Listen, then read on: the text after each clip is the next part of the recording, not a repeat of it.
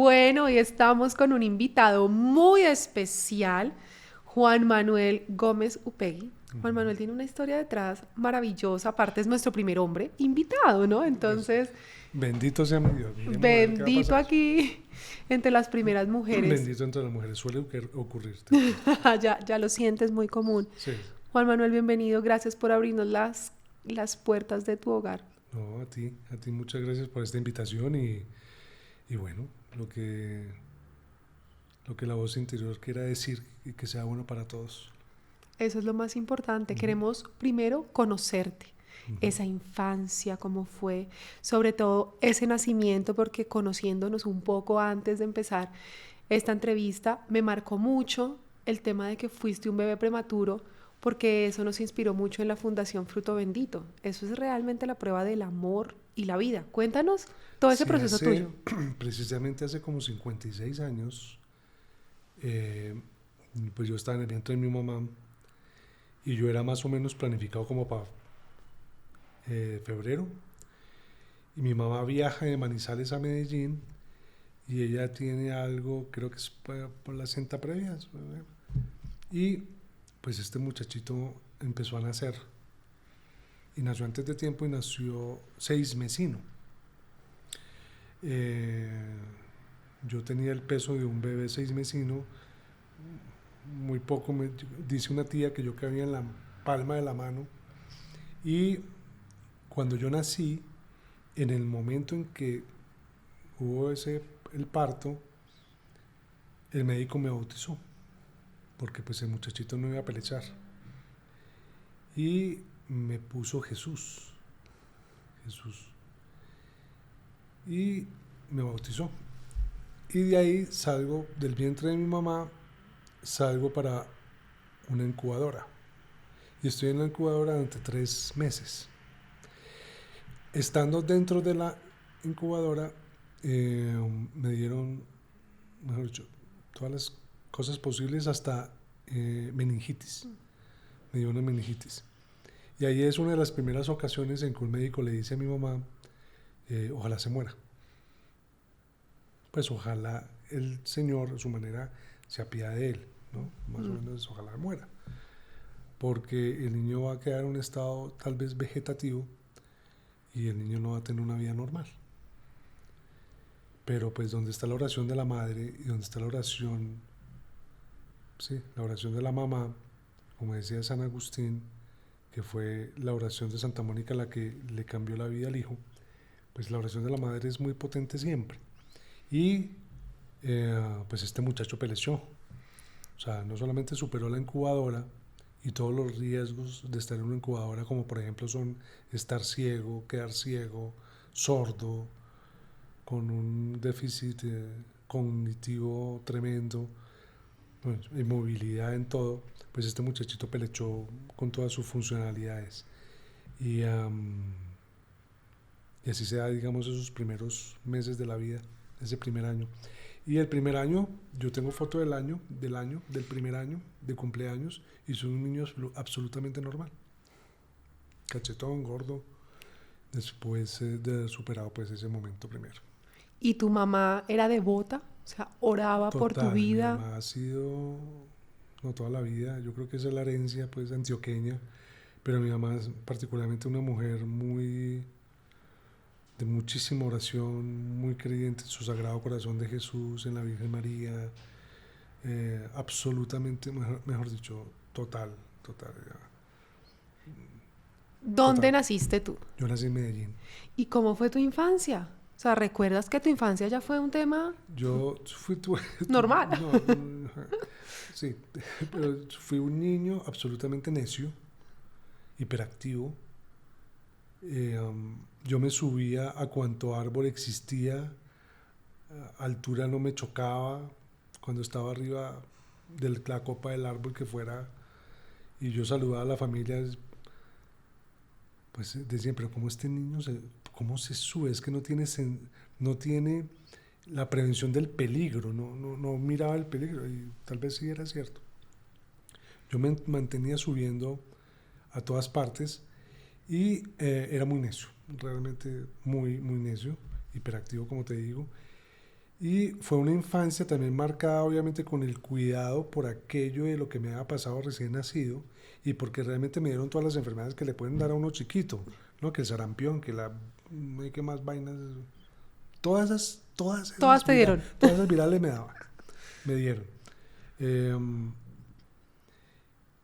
como te digo, yo tenía esa cosa de subirme a las alturas. Una tía mía monja dice que eso que yo me mantenía subiendo a todas partes era porque era la manera de yo buscar a Dios. Pues bonito, sí. ¿Y te acuerdas Ahora uno alguna lo vez piensa que...? y pues sí, pongámosle el romanticismo y si era buscando a Dios. No, yo era muy necio. Y prefiero quedarme con esa visión. Y por esa necedad, yo a los 7 años más o menos, eh, nosotros vivíamos en Manizales, en un cuarto piso, y en el tercer piso, en el piso de abajo, había un corredor muy grande que terminaba en una gran ventanal. Y como a mí me gustaba la altura, yo abría esa ventana y me salía de la ventana y recorría como una especie de terraplén que bordeaba el edificio y lo hice muchas veces. Yo llegaba, abría la ventana, sacaba el pie, pisaba el terraplén, pasaba al otro pie, guardaba bien el equilibrio y me iba caminando de esquina a esquina hacia el abismo y a mí eso no me daba miedo. Pero Wow. un día puse el pie, me tropecé y me caí. Yo recuerdo ese momento mucho, muchas veces lo he recordado y recuerdo el momento en que tropiezo, en el que quedo con los dedos agarrándome del terraplén y siento la dureza de la arena o de esa arenilla y como los dedos precisamente por la arena se empiezan a resbalar y me caigo y ya, hasta ahí llego. Me despierto en una clínica después, como a los 2 días, ¿Cuántos metros más o menos de altura? por ahí unos 9, Uy, sí, más o menos. Y pues me despierto en una clínica, fracturas múltiples de brazos, fractura en la cabeza, y bueno, todo el mundo preocupado, toda la cosa, pues obviamente, y digamos que empiezo a pasar los tests que le empiezan a hacer a uno cuando despierta de una inconsciencia de esas, ¿cómo te llamas? Doy bien el nombre. ¿Tu papá cómo se llama? Doy bien el nombre. ¿Cómo se llama tu mamá? Todo lo doy bien, todo, fecha, todo lo doy bien. Y todo el mundo respira tranquilo.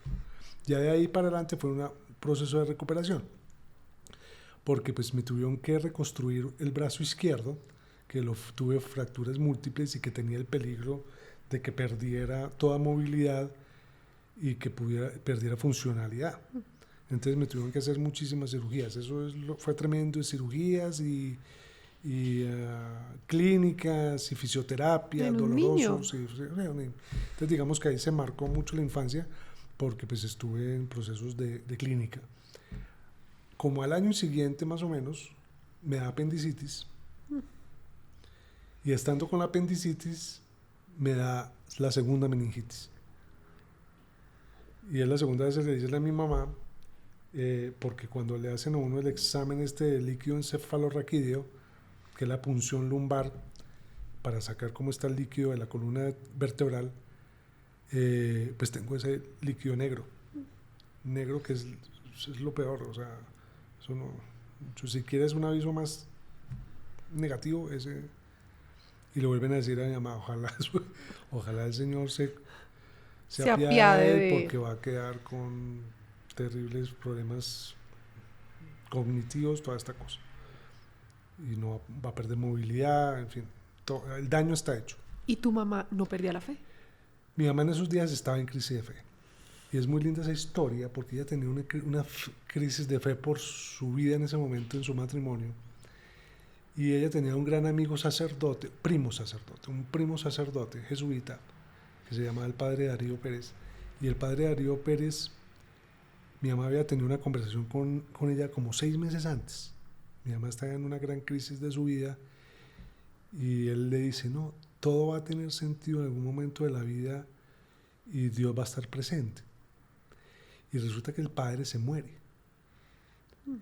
Y mi mamá se queda con ese dolor, pero cómo entender eso. Entonces, cuando yo estoy en esa situación, pues en la clínica, en ese estado tan delicado, mi mamá se va para la capilla de la clínica y se acuesta encima pues se acuesta, no, pone su cara, su cabeza en total dolor y humildad, pone la cara en el altar y le llora al Señor, ¿no? Le llora a Jesús, pues al Sagrado Corazón. Yo no entiendo qué es lo que está pasando. Todo. Y ella se pasa la noche en la... El hecho es que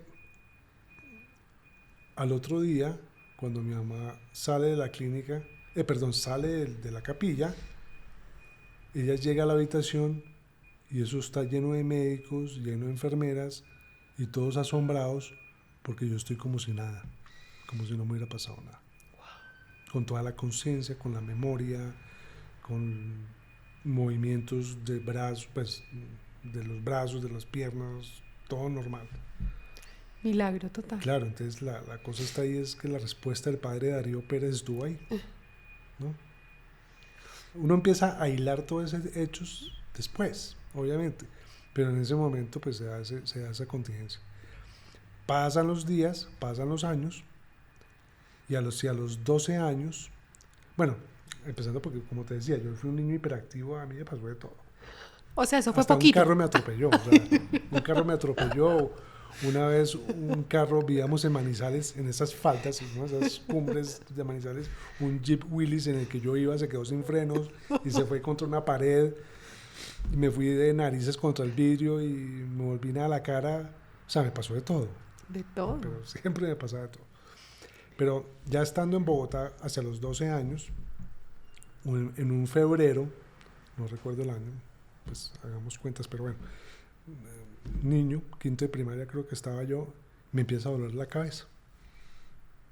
Y pum, tercera meningitis. Lo mismo, exactamente la misma situación. Caigo creo que en un nivel de inconsciencia, casi de coma, un par de días. Me revisan los médicos, los doctores, toda esta cosa, y llegan a la conclusión de que tengo una fístula cerebral a raíz de la caída del tercer piso y que pues hay que cerrar la fístula porque pues así como estoy de bien en este momento no se garantiza de nada de que la próxima vez, o sea, hay una ventana abierta de infección a que me sigan dando meningitis y me hacen una cirugía de cerebro. Te estoy hablando de eso yo tengo ahorita 55, tenía 12, entonces sí, ya me olvidó las matemáticas, pues tenía que 12 años, y hace más 12 a 43 años, más o menos, ¿no? 44, ¿Y te operaron 42. en Manizales? Aquí en Bogotá, en la clínica Bogotá. con subsidio infantil, ahí en la 67. Y pues tengo esa cirugía, y bueno, como para resumir el cuento, pues todo sale bien y ya llevo una vida normal de niño, tengo 12 años, de adolescente, me encantaba hacer deporte, en la casa me vetaban un poco el deporte, sobre todo el que tuviera que saltar, ¿no? Porque pues, que cuidado con la cabeza, y yo era... El extremo. A todo le jugaba, yo jugaba basquetbol, fútbol, tenis, o sea, voleibol, yo lo jugaba todo y me volví muy buen basquetbolista. Entonces, pues eso fui un niño normal en ese sentido. Lo único que sí noté yo, sobre todo después de la última meningitis, fue que yo perdí mucho de atención y de memoria. Porque yo recuerdo que antes de eso yo llegaba y miraba un texto y lo miraba 2 o 3 veces y me lo aprendía. Ahora yo, después de esa cirugía y después de todo ese proceso de meningitis, yo leía un texto y me costaba mucho trabajo memorizarlo. Hice 8 cipanoches para graduarme, yo creo y reconozco después de viejo, de mucho después de viejo, que yo tuve problemas de déficit de atención y déficit de aprendizaje, ¿no? Pero ni el colegio se dio sin cuenta. Sin tratarlo, sin darse cuenta. Ni el colegio se dio cuenta, ni en la casa nos dimos cuenta. Yo era el vago, yo era el maqueta, y uno va creciendo con ese INRI, ¿no? Encima. Pero sí existe. Y eso pero me di cuenta después de viejo, fue hace 10 años, Haciendo ya ¿no? procesos. Que haciendo procesos interiores como de sanación y como de dar sentido a tantas cosas.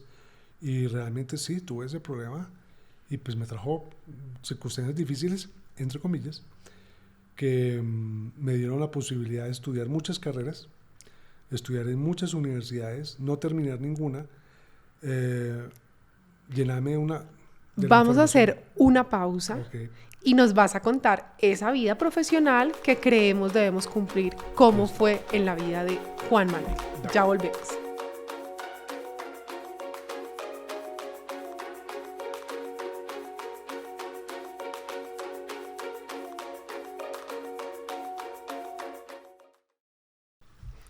Bueno, volvemos de esta pausa con el Ironman colombiano, no mentira, con Juan Manuel. Gracias de verdad por compartirnos todas esas historias y ahora conozcamos un poco cómo fuiste un poco rebelde con eso tradicional que nos dicen, salgan del colegio, estudien en la universidad, tengan un proyecto de vida. ¿Cómo fue ya ese salto y elegir la primera carrera a la cual querías hacer parte? Pues a ver, mi rebeldía, entre comillas, fue más un proceso de autoconocimiento porque me voy enterando en la vida que yo no sabía qué estudiar. Pues esa cosa que uno escuchaba de los amigos o de los mismos hermanos de uno que tenían como muy claro qué profesión querían seguir en la vida, médico, medicina, que la otra comunicadora social, que el otro música, pues mis hermanos, o los amigos de uno pues que sabían claramente que querían ser ingenieros. Yo no tenía ni idea qué hacer, la verdad. Eh, Nunca tuve esa certeza. Lo único que me podía venir a la memoria era que yo cuando era niño, 6 7 años, yo cogía la levantadora. En ese tiempo los papás de uno usaban levantadora. Y yo me ponía la levantadora de él a manera de sotana para celebrar misa en mi casa. Y yo armaba en una mesa que había, pues en la mesa del comedor, armaba el altar, ponía una copa, le echaba no sé qué, sería Coca-Cola, algún refresco, no sé, o agua, no tengo ni idea. Y en una panadería donde vendían pan unas monjitas contemplativas, pues ahí no solamente vendían pan, sino que vendían los recortes de las hostias. Y yo compraba esas bolsadas y cogía esos recortes y era el pan de la Eucaristía para celebrar la Eucaristía. Entonces yo a esa edad celebraba Eucaristía. Entonces cuando empezamos con este proceso vocacional en el colegio, que qué quiere ser, fue difícil, muy complicado para mí porque yo realmente nunca supe y lo único que medio se me venía era ser sacerdote. Pero yo tampoco es que vibrara con el tema, pero era lo único que me daba medio respuesta.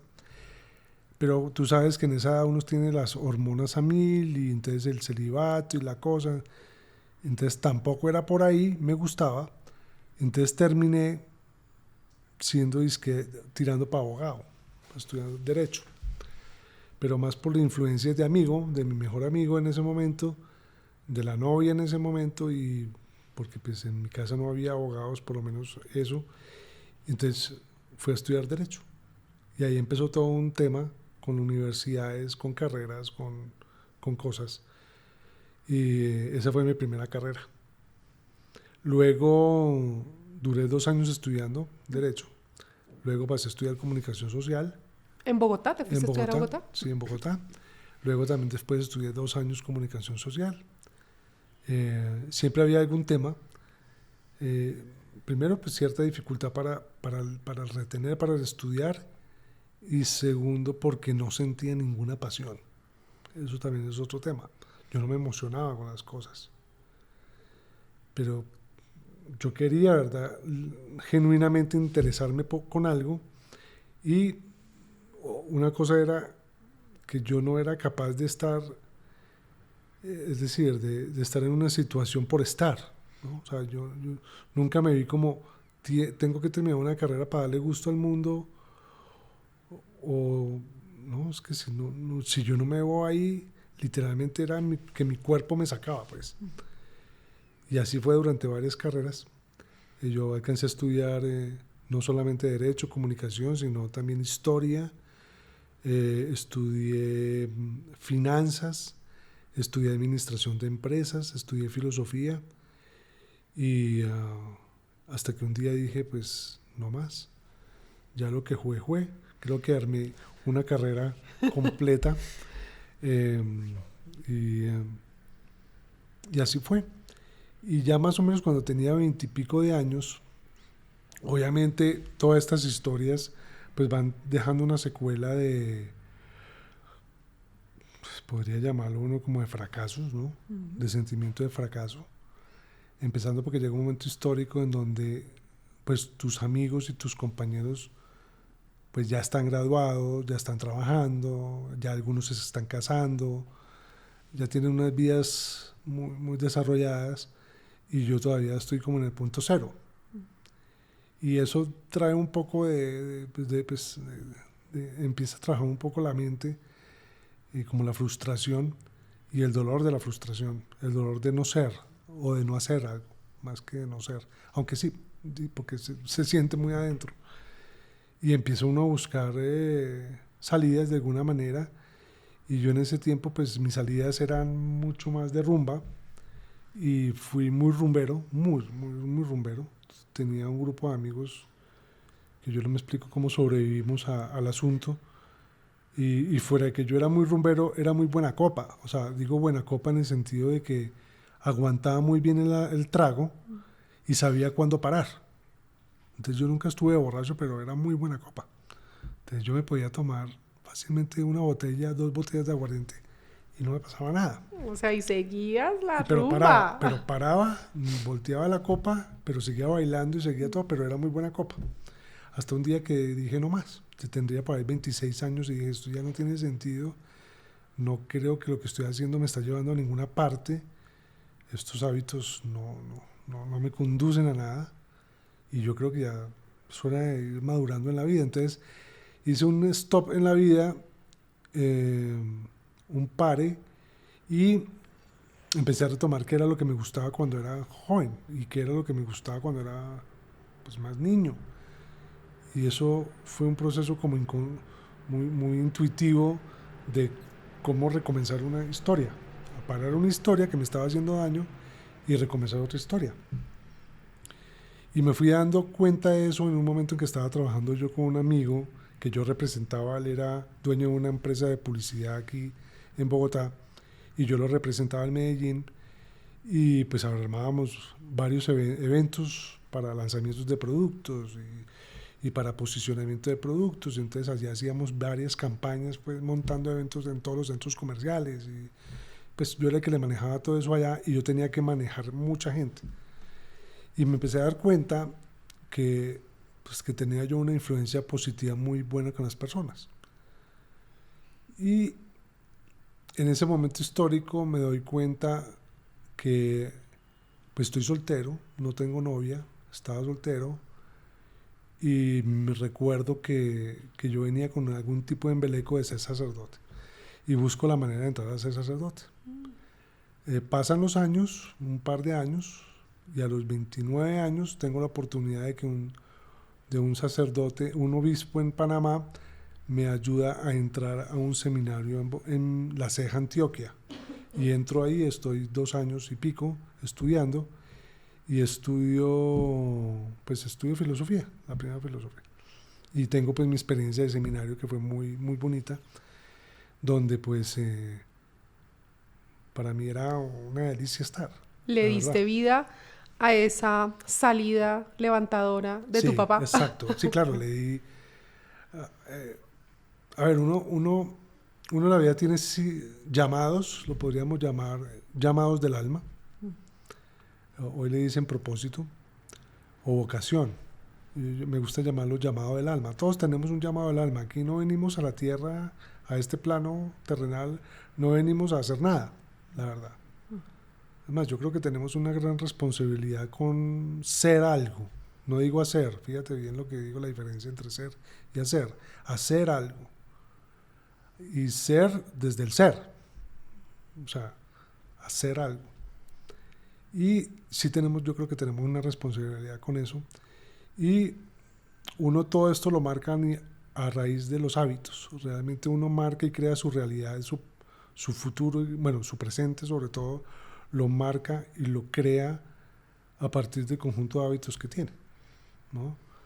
Pues obviamente yo puedo decir, yo llevo un momento histórico en que mis hábitos eran rumba miércoles, jueves, viernes, sábado, domingo, descansaba lunes y martes y rumba lunes, pues es decir, uno siembra, si uno tiene sus hábitos, pues no puede sembrar otra cosa o recoger otra cosa.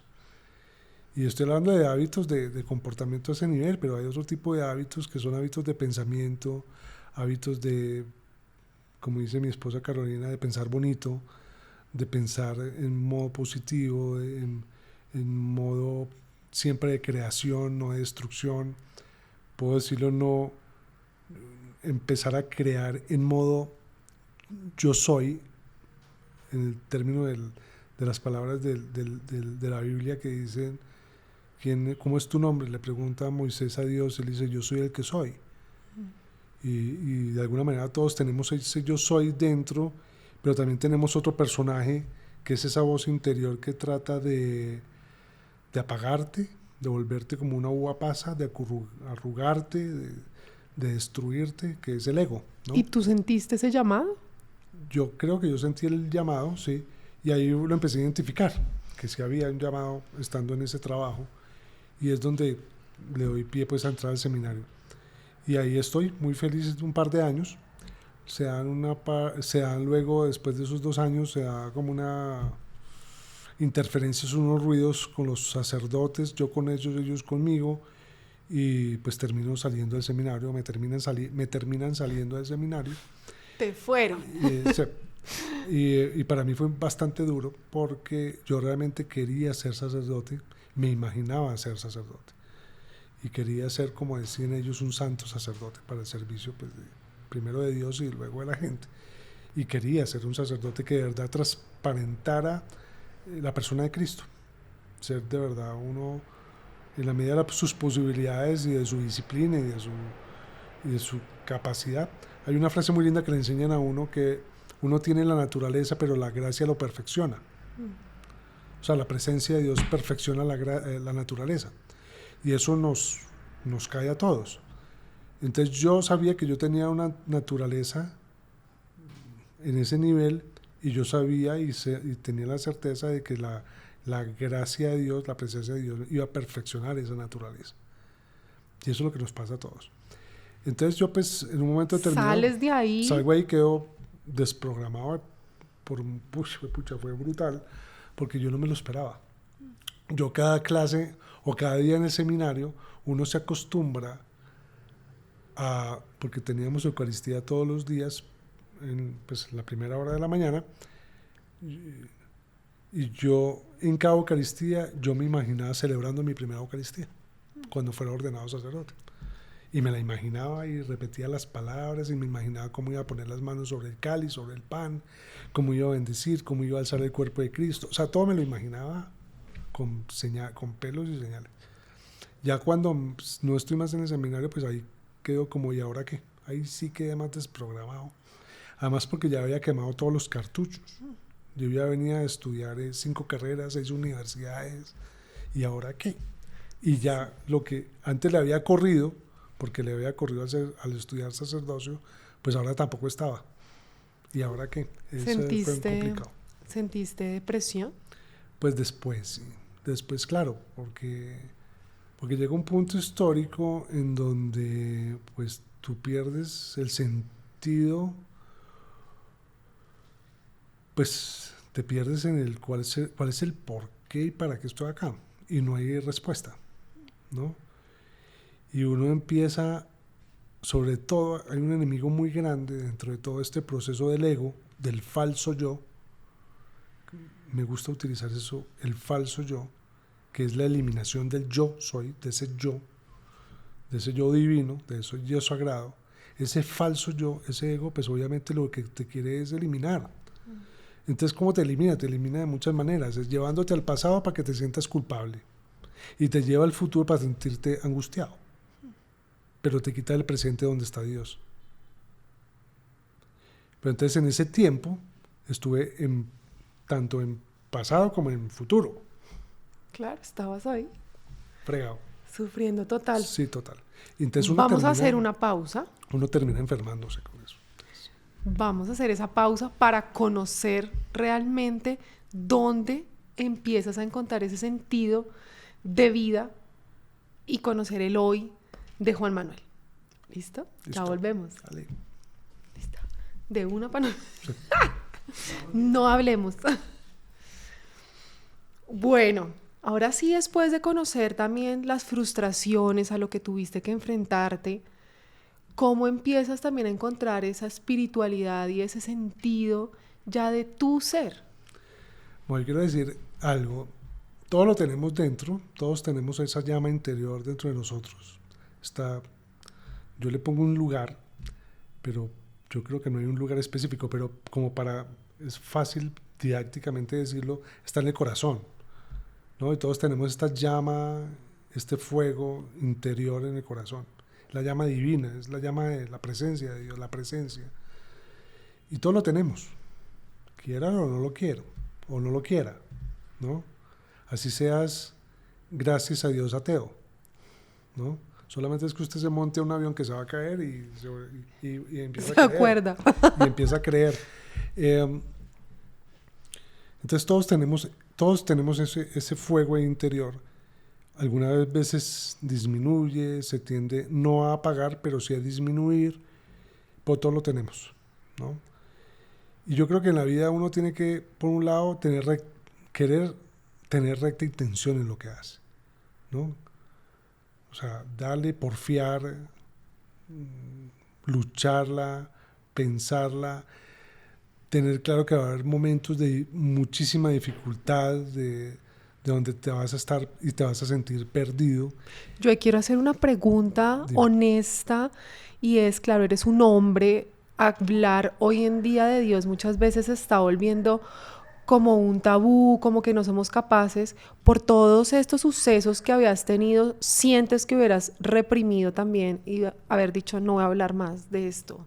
O sea, se me están cerrando todas las puertas. Pues a ver, yo creo que tú haces ese proceso. Yo creo que hubo un momento histórico en que sí pasó, después de que, bueno, yo salí del seminario y luego al tiempo empiezo a trabajar en una emisora católica en Medellín. Trabajo un par de años, varios años. Soy productor, soy locutor, soy pues como la voz ahí de la emisora.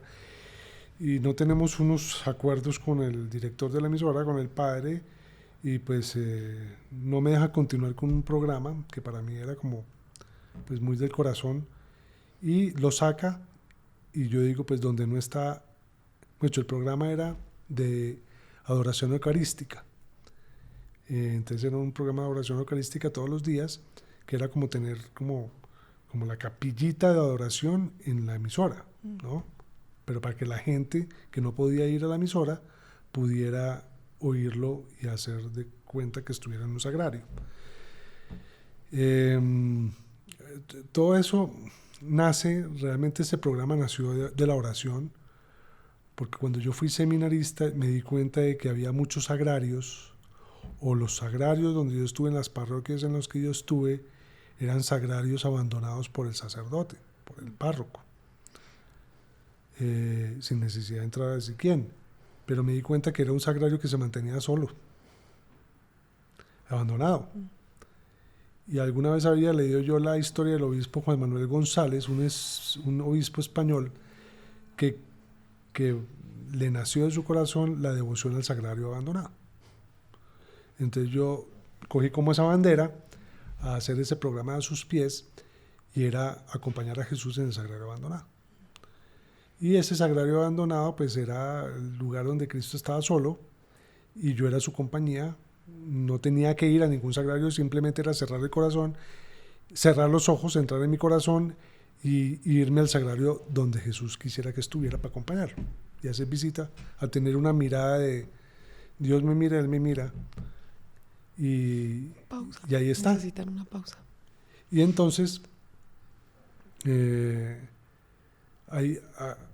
estando en la emisora, pues ese programa no se da, y me dice que el programa no sigue, entonces yo le digo a él, pues ok, pues donde no está Chris, donde no está él, pues yo tampoco. Y me salgo de la emisora. Entonces ahí, digamos, sí entro ya en un proceso muy difícil, de total pérdida, y ahí es cuando entro yo en un proceso de depresión, ¿no? Un proceso de depresión donde yo recuerdo que un día cualquiera me voy a levantar de la cama y las piernas no me responden y me caigo. Pero pues lo de menos era que se cayera el cuerpo. Lo berraco es que el alma no era capaz de levantarse. Y, pero bueno, eso pasó, y uno en esas situaciones tiene que levantar la mano. ¿Qué hiciste? Exacto, claro, ¿qué pedir hiciste? ayuda, ¿no? Se pide ayuda. Hubo ayuda profesional. Tuve la fortuna de que tuve personas buenas que entendieron mucho toda esa parte. Entonces, claro, hay una desconexión ahí bioquímica y hay que ayudarse. Y bueno, pues, obviamente me tuvieron que medicar y todas estas cosas. Me inyectaron, ¿cómo es que se llama esto? Complejo B, para subir toda esta energía nerviosa y todas estas conexiones nerviosas. Y también empieza uno como a, puchica, ¿no? Tengo que salir, o sea, también meter de su parte, y empiezo a hacer ejercicio y empiezo a bajar de peso, porque también me había engordado. Entonces gordura más depresión más gordura, eso es un ciclo ahí enfermizo, y empiezo como pues a trabajar en mí también, ¿no? Eres un sobreviviente a una enfermedad mental, y eso es importante. Bueno, yo no sé si era una enfermedad mental, pero pues me hizo muy duro, me cascó muy duro, pero como te digo, todo es válido en este lapso de la vida, ¿no? Todo es válido. Lo que no es válido es rendirse. Lo que no es válido es quedarse ahí postrado y volverse una víctima profesional. Yo quiero saber, porque me encanta la historia también detrás de amor que hay. Mencionaste a tu esposa Carolina, y gracias a Carolina llegamos a tu historia también, inspiradora. ¿Cómo es esa historia de amor y cómo ayuda a que ese rompecabezas de Juan Manuel, ¿te acuerdas cuando ese sacerdote le dijo a tu mamá, un día todo va a tener sentido? Y toda la vida ¿Cómo tiene se sentido. llega? Pues mira, eso es especialísimo. Yo a Carolina la conocí cuando fuimos compañeros en la universidad estudiando comunicación social. Cuando yo empecé a estudiar comunicación, pues Caro era una niña. Yo le llevo a Caro varios años, y era una niña, muy niña. Pues realmente en ese momento era muy niña. Pero esa niña a mí me encantó cuando yo la vi la primera vez. Y por alguna cosa de la vida o el destino o de lo que fuera, nunca fui capaz de hablarle, jamás. Y lo intenté muchas veces. Esas cosas que uno se puede imaginar. Que yo recuerdo que teníamos clase de 7, entonces yo llegaba a 6:30.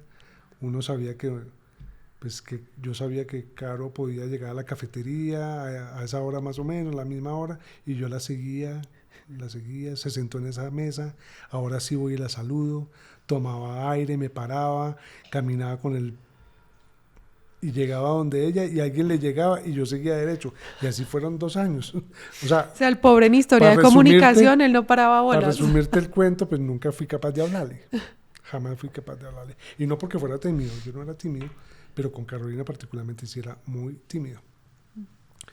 Nunca le hablé. Después de viejos, después de muy viejos, pues yo ya tendría 45 años. Viejo tú, ¿no? Yo estaba muy viejo, 45, claro, todavía está de 15. Y nos invitan para celebrar el aniversario de graduación de comunicación. Pues yo me voy para allá, pues sin ninguna... Qué rico, invitados, volver a ver los amigos, la gente. Pero, pues claro, ni siquiera estaba ahí como en el mapa. Y el hecho es que ella llega y estamos en un bar. Pues como es un bar es pues luces tenues, ¿no? Humo, cigarrillo, pues todo bien, un bar, música, rico ambiente de fiesta, como te digo, la luz tenue más o menos, y de pronto yo veo que hay un encendedor, ¿cómo se dice? Un reflector que se enciende, pues digo yo, porque obviamente no hay ningún reflector, pero va iluminando a una persona que va entrando y es Carolina. Cuando yo veo a Carolina, pues obviamente yo la había dejado como una niña. Y de pronto cuando yo la veo, pues es una mujer preciosa, divina, hermosa. Y yo la vi y a mi corazón se me mueve. Pero ¿qué pasa esa noche? Esa noche no, pues pasa lo que... O sea, esa noche tengo que hablarle o no. Claro. Después de No, yo ya había hablado en radio, en televisión, había hablado en parroquias, había hablado en todas partes, en estadios. O sea, pues saludé y chulé el tema. Y así lo hice, la saludé y supe que era de su vida en ese momento histórico y ya, chuleé a Carolina, ya me puedo morir tranquilo. Y así pasaron un par de años después de ese momento. De un momento histórico, es que hay cosas que se me pierden como en la memoria, pero llega un momento histórico en el que Caro, por cosas de la vida, se separa, y a ver, esta parte es muy bonita porque yo cuando era productor de Radio Católica le había hecho muchísimos programas a la Virgen de Medjugorje, a la Virgen de Yugoslavia, y en un 12 de mayo me cuenta una amiga que va a ir en peregrinación, va a llegar la Virgen de Medjugorje a una parroquia. Y yo dije, yo tengo que ir a saludar a la Virgen. Y me voy a saludar a la Virgen porque pues, fue puchica. Y me voy para allá. Y estoy con ella en oración, entonces más o menos le hago como una recopilación de toda mi historia de seminarios, de todo lo que ha pasado. Y le dije, hombre, yo ya creo que he porfiado mucho para entrar, para ser sacerdote, pero yo creo que ya llegó el momento en que no. Pero tampoco quiero ser el solterón, ¿no? El solterón de la Eucaristía, como me decía alguien. Y con todo el respeto, pero no quiero ser el solterón. Y le tomo 3 fotos a la Virgen. Y esa tarde, ese mismo día, no sé por qué, me da por pensar con Carolina y le mando las fotos. Chin, las 3 fotos. Sin preámbulo, o sea, no, hola, ¿cómo estás? No, nada, mandé las fotos. Le mandé las fotos y después saludé, hola. Pero pues creo que la saludé, la verdad no me acuerdo. Le mando las fotos. Pues para resumirte el cuento, más o menos desde ese día hasta hoy, pues hoy estamos casados, hoy tenemos proyectos en común, de verdad tenemos un matrimonio muy lindo, muy bello, donde pues tenemos un crecimiento los dos a todo nivel, donde pues tenemos una familia muy bonita, donde tenemos proyectos comunes de desarrollo personal, de desarrollo, de ayudarle a las personas a encontrar su propósito, su sentido, su llamado del alma, ayudarlos a sanar sus heridas de niño, ayudarlos a que encuentren su por qué están acá, ¿no? Y entonces pasan cosas a partir de ese día, muy lindas, con Carolina. Hoy en día, por ejemplo, yo soy muy amigo de su ex esposo, vivimos cerca, tenemos una relación muy cordial, muy amigable, muy tranquila, donde de verdad todos somos amigos, donde nos apoyamos. Aquí nos apoyamos todos, o sea, no hay ninguna rivalidad de ningún tipo, donde la chiquis pues encuentra, yo creo, bastante tranquilidad y bastante paz en su relación con todos. Y yo creo que eso es bien importante en este momento histórico. Y obviamente pasan cosas que uno puede leer a la luz de la vida y del espíritu como maravillosas, ¿no? Como que todo lo que en algún momento pudo haber sido terrible o no tener sentido o tener tantas preguntas que dolían, pues terminan teniendo sentido, ¿no? todas esas frustraciones, entre comillas, de las carreras empezadas y no terminadas, lo del seminario ahí también que quedó cojo. Ah, no, es que por comunicación, por la Javeriana tenías que pasar para que conocieras a Sí, Carolina, no, yo para que creo que llegara al por radar. eso fue el hecho. Y la vida nos junta. Y pasa un hecho un día en que yo me vengo de Medellín, pues habíamos hecho el contacto por teléfono, pero nunca nos habíamos visto, y pues había que tener ese espacio de ver qué pasaba, si era real o no, o si era virtual o no, si seguía siendo virtual. Y la cosa, me vine yo para Bogotá pues a vernos, y en un momento histórico ella está grabando unas cápsulas de televisión, y, y yo la veo a ella. Y cuando yo la veo a ella, yo siento en mi corazón como una voz interior que me dice: este es el lugar al que usted pertenece. Y yo creo que nunca había sentido, yo creo no, nunca había sentido esa voz, ni siquiera cuando decidí ser e irme a ser sacerdote. Y estando en ese instante, pues yo digo: haga caso. Pues haga caso, hermano. Usted ya acaba de recibir aquí un mensaje como muy claro. Haga caso. Venga, entonces me vine a vivir a Bogotá, y ya. O sea, fue desde ese momento, pues yo me vine a vivir a otra parte, pero ahí pues fuimos novios, después pues ya formalizamos la relación, ya nos casamos, y pues ya vivimos juntos hace 3 años, 4 años, casi 4 años. Y como te digo, es un matrimonio que tiene, bueno, fuera que nos queremos mucho y nos amamos mucho y nos gustamos mucho y todo aquello, pero también tenemos un propósito muy claro de ayudar a otros y de servir a otros, para despertar conciencia, para iluminar el corazón, para sanar el corazón. Y tenemos un proyecto que se llama Forja, que lo tenemos con varios amigos, con la mejor amiga de Carolina, Sarita, con su esposo Miguel, y con otros 2 amigos también, Natalia y Fred, donde hacemos unas intervenciones de jueves a domingo, donde verdaderamente tocamos corazones.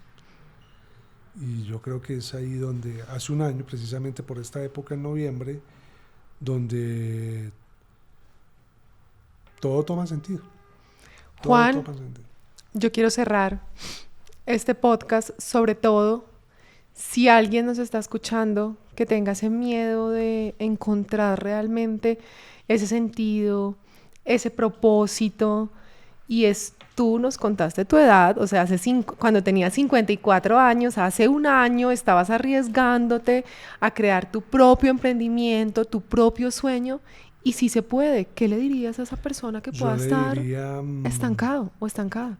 por un lado, que pare y revísese. Pare, porque la velocidad lo único que te hace llegar a un punto es estrellarte.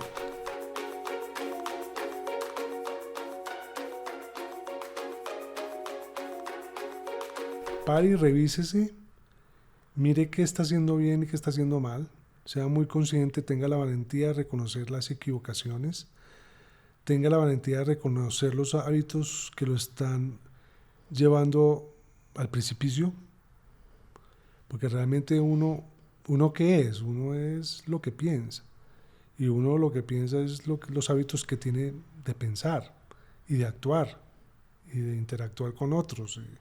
Es decir, te pongo un ejemplo: si yo tengo el hábito de tomar trago a estas horas del partido, y de emborracharme todos los días y cascarle a la señora, y hacerle un infierno a mis hijos o a los hijos, pues revísese, porque estoy seguro que ese no es el propósito que Dios y la vida tiene para usted, y mucho menos para sus hijos o para su esposa.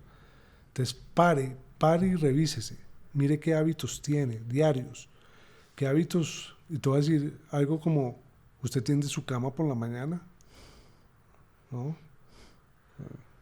Piense qué tipo de orden va llevando en su vida. La mamá de San Agustín, o era San Agustín, ya no me acuerdo muy bien, él decía: guarde el orden y el orden lo guarda usted. Entonces fíjese qué grado de desorden tiene en su vida, que ese desorden no le está guardando su vida, sino que se le está destruyendo. Entonces, por un lado, pare, revísese. e implemente todo aquello que lleve a llevarlo al orden y a traerlo al orden.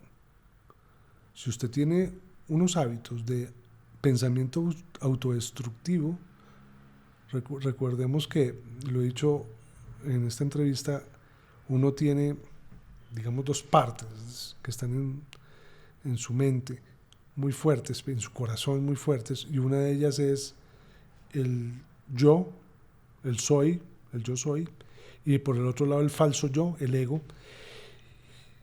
Y el ego lo que va a querer es destruirlo usted, y se va a encargar de destruirlo, y se va a encargar de destruirlo haciéndolo sentir que no es importante, haciéndolo sentir que todo lo que ha pasado no lo va a poder recuperar, haciéndolo sentir inferior, haciéndolo sentir triste, haciéndolo sentir en estado de depresión, anulándolo. Y eso conlleva una serie de pensamientos, ¿no? O sea, usted o construye su película desde el ego, desde el falso yo, o construye su vida desde el yo soy, desde el empoderamiento. El falso yo lo que te lleva a hacer es hacerte víctima todo el tiempo. Entonces te lleva a no madurar tu vida emocional. Entonces todo el mundo es culpable de lo que a usted le pasa. Y hacerse un niño chiquito toda la vida y no crecer, no madurar. El yo soy, pues te lleva a madurar y a crecer y a hacer lo que tienes que ser y a realizarte en la vida y a tener sentido en la vida, pero sobre todo también, porque el primer paso es tener sentido en la vida de uno, el segundo es ayudarle a tener sentido a los demás. Santa Teresita del Niño Jesús decía que uno tenía que ser el cielo de los demás. Qué lindo. Y para cerrar, porque me parece importante que lo hemos mencionado, la gente que quiera saber qué se va a encontrar en Forja, ¿cómo lo resumirías? ¿Qué se va a encontrar en Forja? Como pues se le va a encender el corazón de nuevo. Ese fuego va a volver a arder con toda la gana, con toda la fuerza. Qué lindo, le va Juan. a ayudar a quemar, ese mismo fuego le ayuda a quemar dolores, tristezas, traumas, y le va a regalar una nueva vida. Tú la tuviste y se vale, Sí, ¿cierto? Sí, claro, se vale, se vale. Y nunca desistir, guardar la esperanza. La esperanza es la certeza de lo bueno que me puede pasar. Y siempre nos va a pasar algo bueno, pase lo que pase. Siempre. Amén. Gracias de verdad. Me Gracias gustó. por abrirnos la casa de tu hogar. Allá pasaba, yo creo que la hija, ¿cierto?